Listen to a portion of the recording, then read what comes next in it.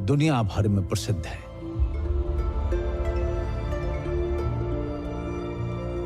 महापरिनिर्वाण से पूर्व उन्होंने एक ऐसी बात कही जो इस कहानी का भी एक नया मोड़ है। आनंद उनसे पूछते हैं कि उनके महापरिनिर्वाण के बाद उनके देह का क्या किया जाए, उनका आखिरी अनुष्ठान कैसे किया जाए। बुद्ध बोलते हैं, मेरे पार्थिव देह के साथ वही करना जैसा मरणोपरांत चक्रवर्ती सम्राट के आखिरी अनुष्ठान कैसे किया जाए। बुद्ध बोलते हैं, मेरे पार्थिव देह के साथ वही करना जैसा मरणोपरांत चक्रवर्ती सम्राट के देह का किया जाता है। किसी चक्रवर्ती राजा की मृत्यु हुई है, going back in history before Buddha और एनी अदर एनेक्डोट, सो हमें राजा दशरथ का एक रेफरेंस मिलता है वाल्मीकि रामायण में, अयोध्या कांड में पर्टिकुलरली।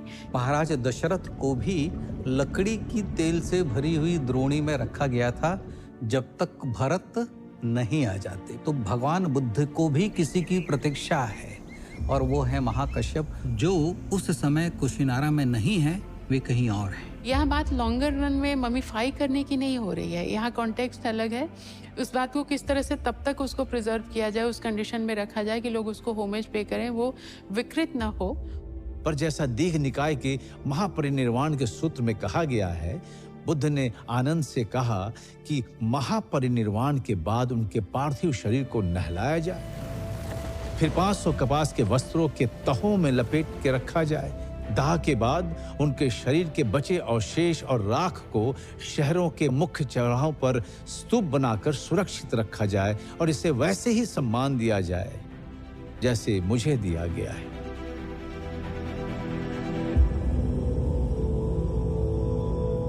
बुद्ध जैसे ही महापरिनिर्वाण को प्राप्त होते हैं, एक भूचाल आता है। कुछ देर बाद जब धरती थमती है, तब साल के वे वृक्ष फूलों से भर जाते हैं और वे फूल भगवान बुद्ध की पार्थिव देह को ढक लेते हैं। हैरानी की बात यह है कि यह मौसम साल वृक्ष में फूल आने का था ही नहीं, पर यह प्रकृति की प्रतिक्रिया थी, मानो वो इस महान पुरुष को आखिरी भावभीनी विदाई दे रही।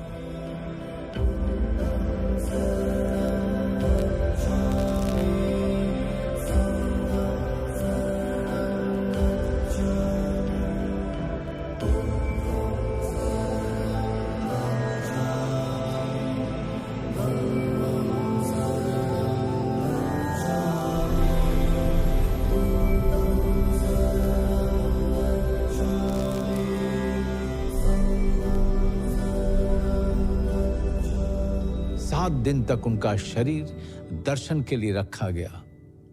उस समय षोडश यानी 16 महाजनपद थे, उनमें से ज्यादातर बुद्ध को मानने वाले थे। वे सब वहां पहुंच जाते हैं। When news started to spread, people wanted to come and venerate the body of the Buddha before it goes through the process of the final cremation. And of course, Kushinagar was in the Malla kingdom, and the Mallas had long been supporters and advocates and worshippers of the Buddha. Kushinara के मल्लों को बुद्ध के महापरिनिर्वाण का दुख तो था, पर उन्हें ये गौरव भी मिला था कि तथागत का महापरिनिर्वाण उनके राज्य में हुआ। उन्होंने पूरे शहर में बुद्ध की अंतिम यात्रा निकालनी चाहिए। मल्लों द्वारा जब बुद्ध की चिता को अग्नि देने के सभी प्रयास विफल हुए, तब अनिरुद्ध उन्हें समझाते हैं कि बुद्ध के जाने माने शिष्य महाकश्यप 500 बौद्ध भिक्षुओं के साथ बुद्ध के अंतिम दर्शन को आ रहे हैं। तथागत चाहते थे उनका आखिरी अनुष्ठान महाकश्यप और उन भिक्षुओं के आने के बाद ही किया जाए। अंत में जब महाकश्यप और 500 भिक्षुओं की टोली वहां पहुंचती है, वे बुद्ध के बताए हुए तरीके से उनकी आखिरी रस्में करते हैं।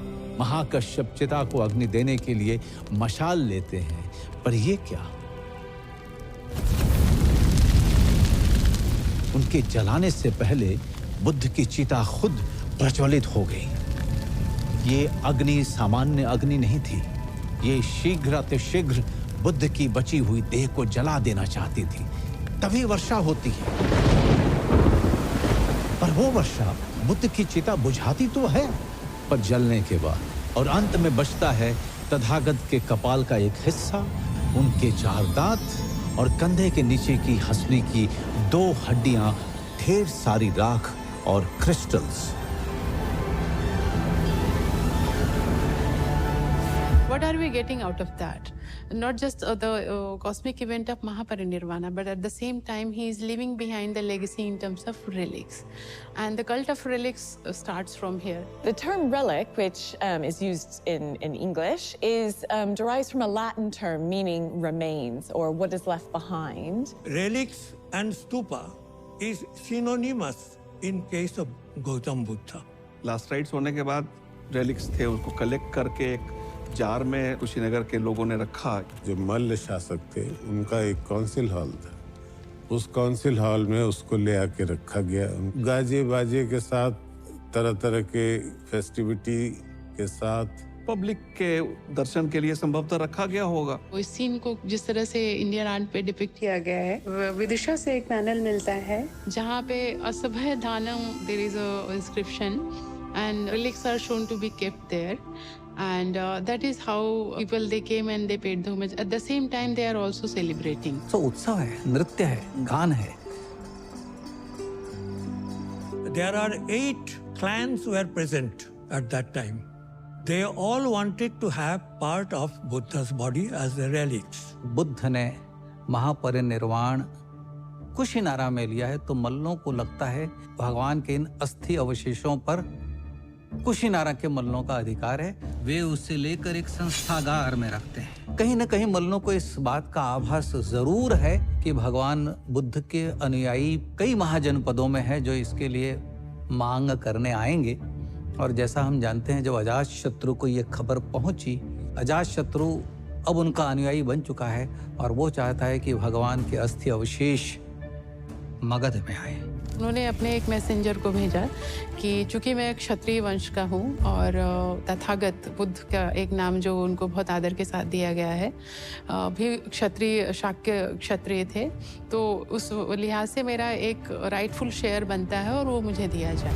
अजातशत्रु पहले तो वो संदेश देना चाहता है कि भगवान के अवशेष मुझे दिए जाएं, पर वो जानता है कि कुशीनारा के मल्ल इतनी आसानी से नहीं देंगे, तो वो उनके साथ युद्ध करने की तैयारी के साथ सेना लेकर चल पड़ता है और कुशीनारा के बाहर आकर मल्लों को संदेश भेजता है। मल्ल देने के लिए तैयार नहीं है और ऐसी स्थिति आ गई है कि भगवान बुद्ध की अस्थियों को लेकर युद्ध होगा, क्योंकि और भी जनपदों के लोग जिनकी भगवान में आस्था थी वे सब आए। Lichavis of Vaishali also sent the messenger that we also belong to the Kshatriya clan, and Buddha himself came from the same Kshatriya caste, the warrior caste, and we claim a share in his bodily remains. शाक्यास जो उनका पैतृक वो है, उनका तो claim बनता ही था कि भाई हमारा ही होना चाहिए। Brahmanas of Betodipa, they claim that we are the Brahmins, so we should get a part of the Buddha's body. जैसे अलकप एक जनपद था, उसके बुली लोग वो वहाँ आए, राम ग्राम के कोलिये आए। इवन आर्कियोलॉजिकल रेफरेंस अगर आप बोले तो सांची में जो सदर्न गेट है, वहाँ जो शुंगा पीरियड का रेलिंग है, उस पर जो कार्विंग्स हैं, उसमें यही कहा गया, नैरेटिव यही है कि उसी वॉर का वो डिपिक्शन है वहाँ। संघर्ष होने को है और ऐसे में द्रोण नाम का एक ब्राह्मण उन सबको कहता है कि भगवान बुद्ध के हम सभी उत्तराधिकारी हैं, सभी पर उनका अधिकार है, तो बजाय इसके लिए हम लड़ें, क्यों नहीं हम भगवान के पवित्र अवशेषों को आपस में बांट लें। तो जो रेलिक्स, डिस्ट्रीब्यूशन ऑफ रेलिक्स की कहानी है, ये यहाँ से प्रारंभ होती है।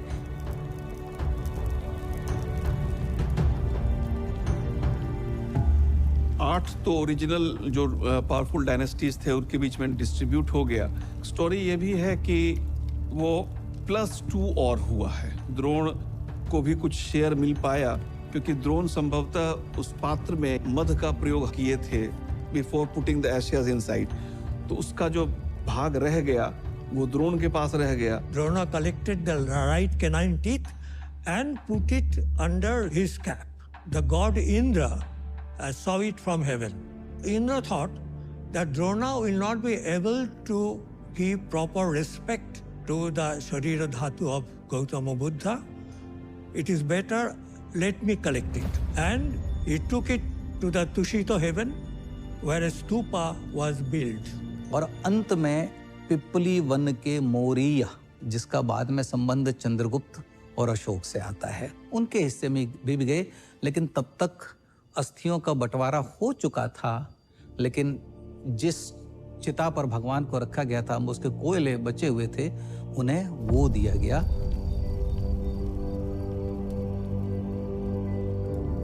अजातशत्रु ने तो कुशीनारा से मगध तक बुद्ध के अस्थि कलश के साथ मानो एक भव्य जुलूस निकाल दिया था।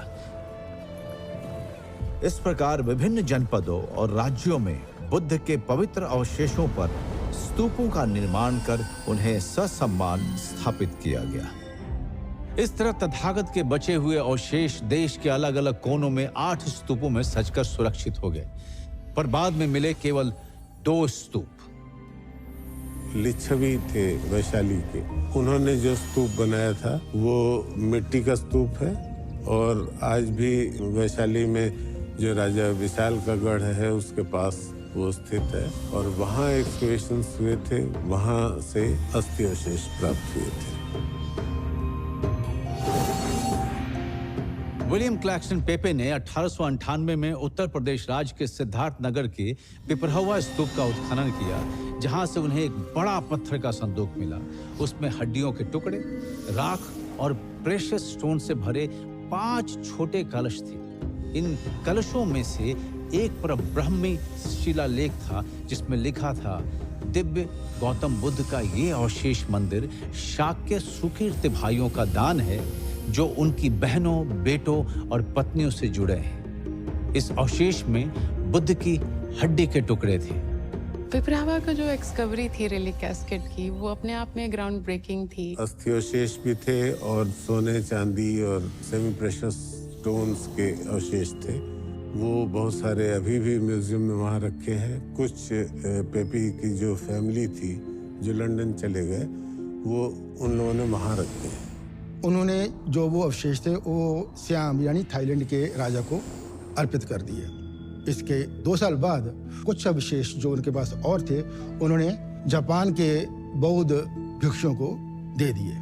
इन अवशेषों के विश्लेषण से ये मालूम हुआ कि अस्थि कलश पर लिखे इंस्क्रिप्शन बुद्ध के समय से नहीं मेल खाते। इस परिणाम ने विद्वानों की उपलब्धि को चुनौती दी कि अगर ये बुद्ध के समय से नहीं हैं, तो ये किस समय अवधि के हैं। इस चुनौती को स्वीकार करते हुए के.एम. श्रीवास्तव ने फिर से उसी जगह पर उत्खनन शुरू किया, और ठीक पेपे के उत्खनन किए हुए स्तर से निचले स्तर पे उन्हें 2 अस्थि कलश और उनमें रखे बुद्ध अवशेष एवं क्रिस्टल्स मिले। पेपे का जो एक्सकवेशन रहा वो मैक्सिमम मौर्यन पीरियड तक ही लिमिटेड रहा। 1970 के दशक में फिर से एक्सकवेशन हुआ, और उस स्थान से नीचे और भी अस्थि अवशेष प्राप्त हुए। तो अब विद्वानों में आपस में मतभेद है कि जो ओरिजिनल 1890 के दशक में जो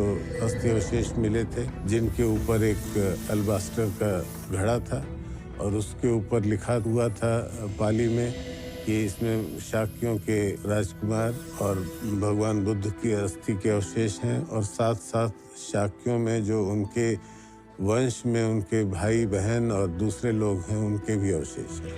तो क्या ये अस्थियां भगवान बुद्ध की हैं, या जो उस घड़े में पहले मिली थी वो बुद्ध की हैं?